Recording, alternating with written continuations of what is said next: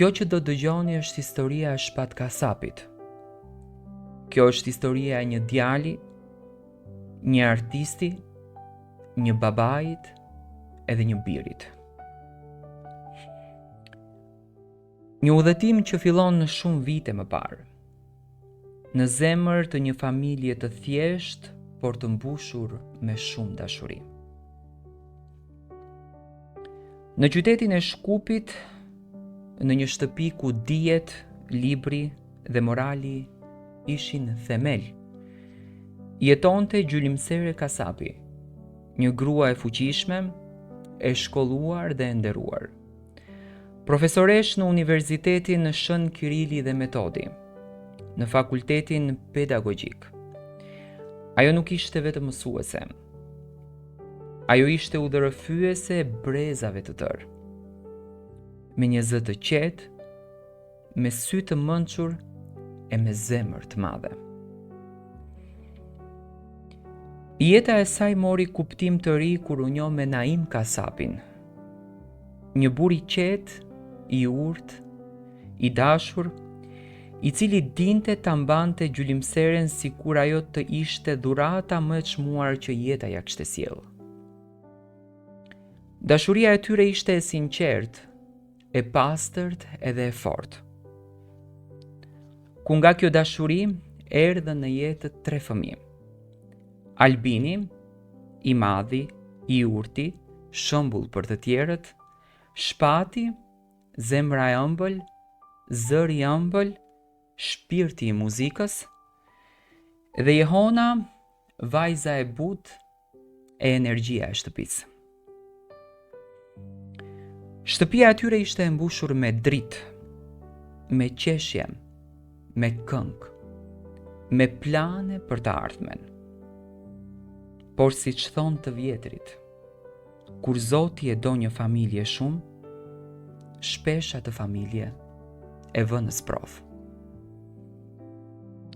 Dhe pikërisht, ishte dita që askush nga familja Kasapi nuk donte ta mbante mend, por që kurrë nuk arritën atë ditë ta haronin. Naim Kasapi ndroi jetë. Një baba që iku shumë herët, një burr që la boshllëk të pafund. Zonja Gjylimsere mbeti e vetme me 3 fëmijët që mbetën të pambrojtur.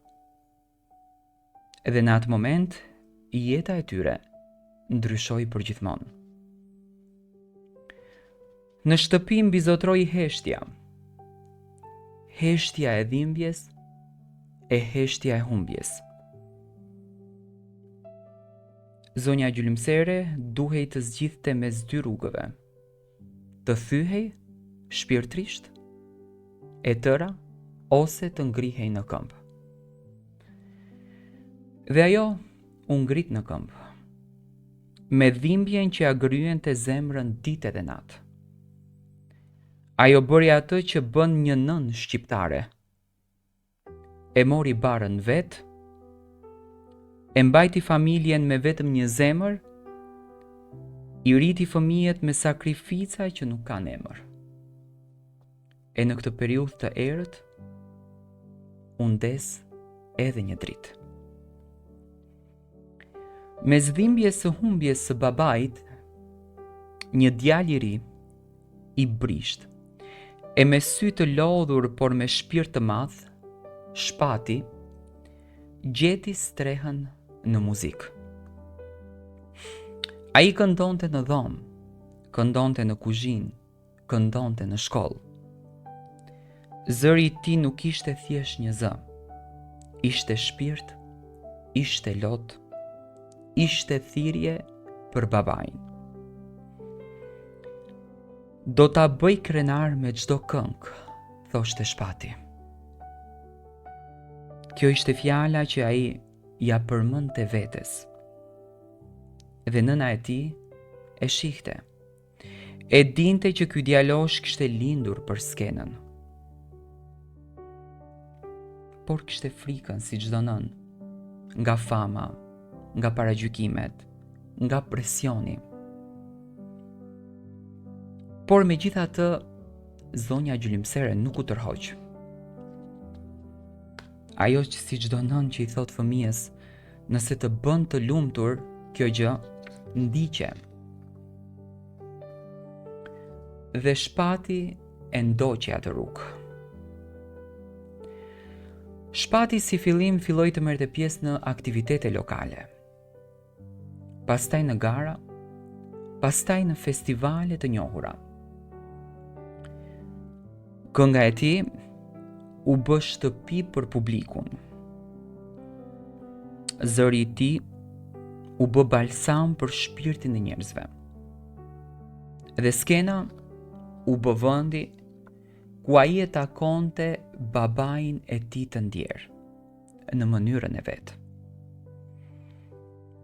Zonja gjylimsere me lot në sy e shikonte djalin e saj që rritej.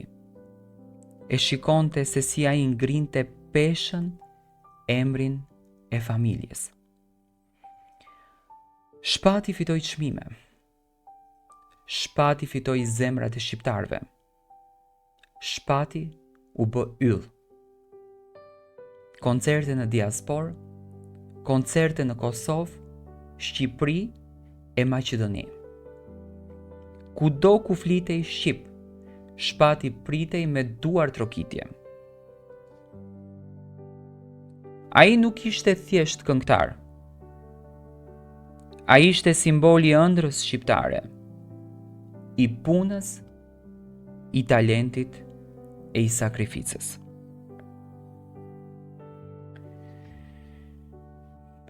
Edhe pse shumë vajza Shpat kasapin e admironin, ka qenë idhull, zemra e tij e zgjodhi vetëm një: Selvien.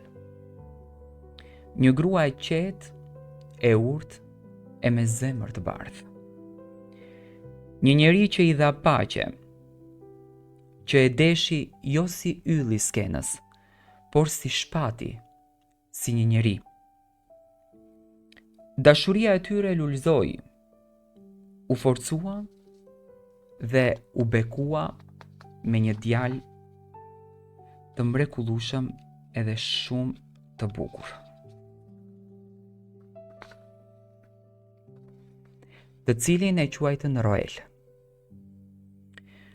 Shtëpia e Shpatit u mbush me gëzim, me lodra, me hapa të vegjël, me të qeshura fëminore.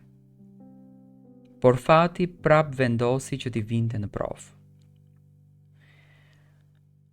Roeli dyshohej se kishte vështirësi në të folur, dhe Shpati me Selvien nisën një betejë të gjatë, mjet, lokoped, terapist, udhëtime, shpresa, zhgënjime, por kur dorëzim.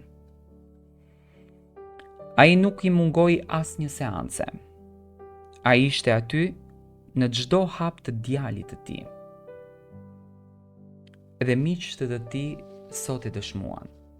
Shpati ka qenë një baba shembull, më thanë. Burr i rrallë, besimtar i devotshëm, falte 5 kohët namaz. Kjo ishte ana e tij që publiku nuk e dinte. Kjo ishte zemra e tij e vërtet.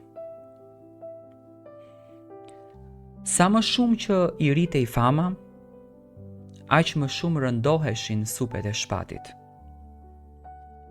Ai kishte barën e familjes, kishte barën e publikut, barën e përgjegjësive, gjithashtu edhe barën e jetës. Por nuk ankoheshte kurrë. Nuk dëshironte që t'ja prishën qetësinë askujt. Vetëm nëna e tij e kuptonte. Vetëm ajo e shihte lodhjen e tij të brendshme, sidomos në vitet e fundit. Shpati u përpoq të qeshte gjithmonë, të këndonte, të jepte dashuri. Por brenda tij kishte stuhi që në të vërtet askush nuk i dinte. Dhe pastaj erdhi dita e sotme, kjo ditë e mallkuar. Kur u përhap lajmi që Shpat Kasapi ka ndruar jetë, në fillim askush nuk e besoi. Pastaj telefoni filloi të bjerë, mesazhe, lajme, media, britma, lot. Publiku humbi një yll, muzika shqiptare humbi një zë të paharrueshëm.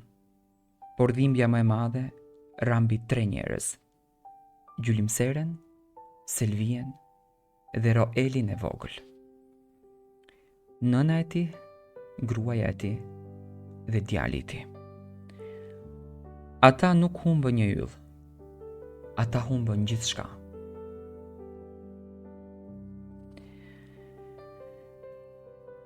Sot familjarët me dhimbje thonë që Shpati mbajti fjalën, e nderoi babain e vet, nderoi nënën e tij.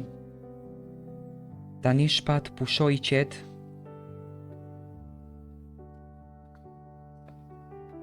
pushoi i lumtur, sepse gjithë Shqipëria dhe Shqiptaria qau, e gjithë diaspora shqiptare sot të kujton, e i gjithë Shkupi u mbulua me zymtësi. Shpati iku, por këngët e tij mbetën, zëri i tij mbeti, emri i tij mbeti. Ai la pas një histori që do tregohet brez pas brezi, la pas muzikë që do dëgjohet gjithmonë, la pas dashuri, forcë e shembull, dhe mbi të gjitha, la pas një zemër që nuk vdes kur. Kjo ishte historia e Shpat Kasapit. Unë dua të shtoj dhe 2 fjalë për të gjitha ato tituj të tmerrshëm të lajmeve që shohim për humbjen e jetës së Shpat Kasapit, do me thënë në këtë rast Albin Kasapi, vllau i Shpatit, ka raportuar për mediat shqiptare që Shpati ka patur disa probleme të vogla me zemrën, por nuk i ka marrur seriozisht, sepse nuk janë dukur aq serioze. Por ai që vendos për jetën tonë është Zoti, dhe ato të cilët mundohen që edhe në këtë ditë të sotme të njollosin emrin e Shpatit dhe emrin e familjes së Shpatit me tituj të tmerrshëm, duke shkruar, duke përmendur edhe lëndë narkotike, thjesht me këtë rrëfim doja t'ju tregoj se Shpat Kasapi ka qenë një njeri i devotshëm, që Shpati ka fal 5 kohët namaz, ka qenë një burr i përkushtuar ndaj gruas së tij, një baba i përkushtuar ndaj djalit të tij dhe një djalë i përkushtuar ndaj nënës së tij, një vëlla ndaj motrës dhe një vëlla ndaj vllaut. Familja Kasapi është një familje e nderuar, një familje e respektuar, që sot e çdo ditë do të kujtojnë të birin e tyre me dhimbjen më të madhe, por nëse sot zonja Gjylimsere është krenare për të vetmin fakt që djali i saj i mbylli syt, por ka lënë vepra pas dhe ka lënë një Roel që nuk do të harrohet kur. Unë shpreh ngushëllimet sinqerta nga zemra për familjen Kasapi edhe një herë, uroj me zemër që dhimbjen ta shndrojnë në forcë edhe ta kujtojnë gjithmonë me këngën e tij të bukur, me artin e tij të bukur dhe me buzëqeshjen që Shpati iku nga kjo botë. Ne do kalojmë në një pikë publicitare dhe do të takohemi në pjesën e dytë me mysafirin, me patjetër duke folur për Shpat Kasapin, por edhe për temën të cilën ne kemi përgatitur.